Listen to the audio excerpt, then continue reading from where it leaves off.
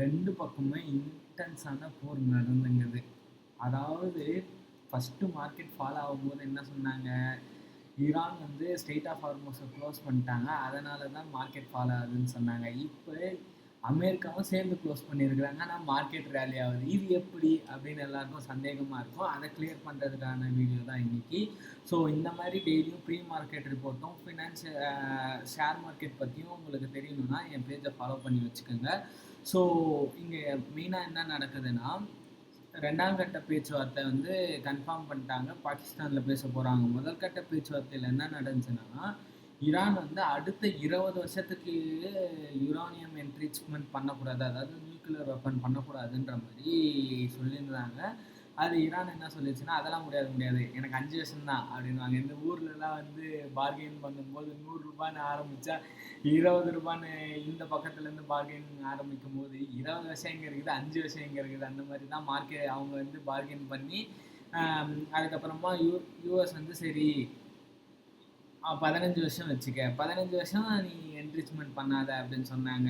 So அது டீப்பாக பேச்சுவார்த்தை நடந்து அது கேன்சல் ஆகிடுச்சு. இப்போ என்ன சொல்கிறாங்கன்னா, 12.5 வருஷம் நீ யுரேனியம் என்ரிச்மெண்ட் பண்ணாத, அதுக்கப்புறமா வந்து நீ பண்ணிக்கன்ற மாதிரி சொல்கிறாங்க. டேய், உன்னோட முழு குறிக்கோளே வந்து யுரேனியம் என்ரிச்மெண்ட் பண்ணக்கூடாது, ஈரான் வந்து நியூக்ளியர் வெப்பன் வாங்கக்கூடாது, அப்படின்னா நீ லைஃப் லாங் தானேடா பொண்ணு, ஏன்டா 12 வருஷத்தில் என்னடா சாதிக்க போகிறன்ற மாதிரி எனக்கு தோணுச்சு.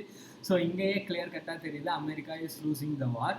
ஸோ அது போக முக்கியமாக ஏன் வந்து மார்க்கெட் ரேலி ஆச்சுன்னா, உங்களுக்கு ஆல்ரெடி தெரியும் டேரிஃப் விஷயத்தில் வந்து காங்கிரஸ் வந்து என்ன சொல்லிட்டாங்கன்னா, இதெல்லாம் செல்லுபடி ஆகாது, ரிவோக் பண்ணுங்கன்ற மாதிரி சொல்லிட்டாங்க.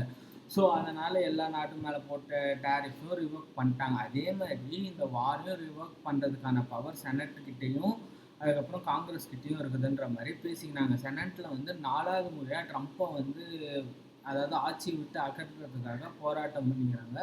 ஸோ என்ன சொன்னாங்கன்னா, நாங்கள் லாஸ்ட்டு 3 டைம்ஸ் ஃபைட் பண்ணோம், ஆனால் முடியல, இந்த முறை கண்டிப்பாக செனட் மூலயமா ட்ரம்ப்பை வந்து இந்த பிரசிடென்ட் இதுலேருந்து தூக்கிடுவோன்ற மாதிரி நம்பிக்கையாக சொன்னதுனால ஓரளவுக்கு மார்க்கெட் ரேலி ஆக ஆரம்பிச்சிச்சு. ஸோ ட்ரம்ப்பு போயிட்டானா அன்சர்டனிட்டி வந்துடும்ன்றதுனால ஸோ இன்றைக்கி மார்க்கெட் வந்து ரேலி ஆகுமான்றதை பார்க்கலாம்.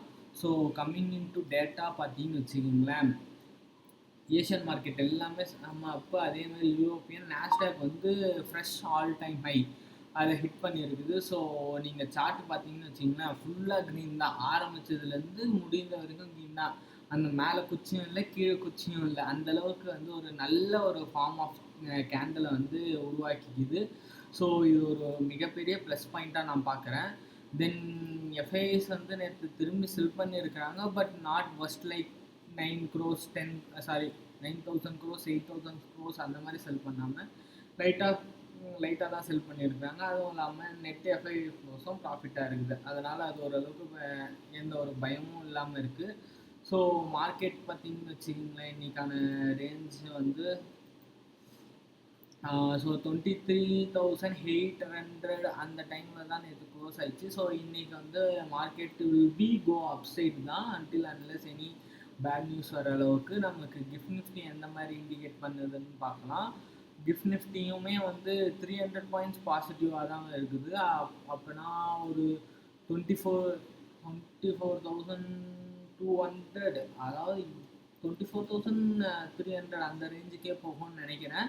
ஸோ வெயிட் பண்ணி பார்க்கலாம். இன்றைக்கி market range will be 23,600 to 24,200 அந்த ரேஞ்ச், இது ரெண்டுக்குள்ளே க்ளோஸ் ஆகுன்றது தான் என்னோட எக்ஸ்பெக்டேஷன். ஸோ வெயிட் பண்ணி பார்க்கலாம். Market everything is bullish and market வாலட்டிலிட்டியும் அதிகமாக தான் இருக்கும். கிட்டத்தட்ட 500 பாயிண்ட் ஏஆர்டி என்ன சொல்லுதுன்னா 500 பாயிண்ட் வாலட்டிலிட்டி இருக்கலாம் அப்படின்ற மாதிரி தான் சொல்லியிருக்கிறாங்க. ஸோ வெயிட் பண்ணி பார்க்கலாம்.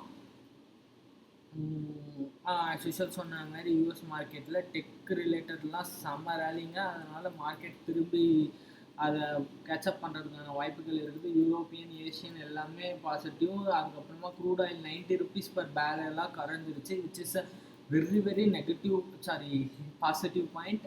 ஸோ யூஎஸ் நம்ம ஐஎன்ஆர் வந்து திரும்பி வீக்கன் ஆகிடுச்சுங்க 93. இது வந்து ஓரளவுக்கு நெகட்டிவ் தான். ஸோ வெயிட் பண்ணி பார்க்கணும் மார்க்கெட் அதை எப்படி ரியாக்ட் பண்ணுதுன்றத. ரெண்டாவது அதாவது 2ஆம் கட்ட பேச்சுவார்த்தை கண்டிப்பாக நடக்குன்ற மாதிரி சொன்னதுனால கொஞ்சம் மார்க்கெட் வந்து கூல் ஆஃப் ஆகிருக்குது.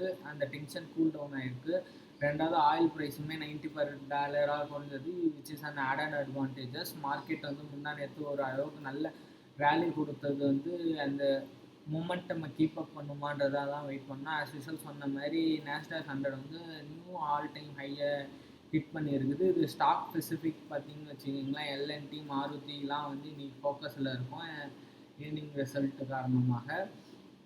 ஸோ ருப்பி தான் நமக்கு இப்போதைக்கு பிரச்சனையாக இருக்குதுங்க. எஃப்ஐஎஸ் வாங்க ஆரம்பிக்கணுங்க, அதுதான். மிச்சபடி வேறு எதுவும் பெருசாக நெகட்டிவ்லாம் எதுவும் இல்லை. ஸோ இந்தியா விக்ஸ் இன்றைக்கி கிராஷ் ஆகிடும்னு நினைக்கிறேன். பார்ப்போம். ஒரு இன்னைக்கு இந்தியா விக்ஸ் ஒரு 16-17 அந்த ரேஞ்சில் க்ளோஸ் ஆயிடுச்சுன்னா எனக்கு ரொம்ப ரொம்ப ஹாப்பியாக இருக்கும். ஸோ வெயிட் பண்ணி பார்ப்போம். தேங்க்யூ ஃபார் வாட்சிங்.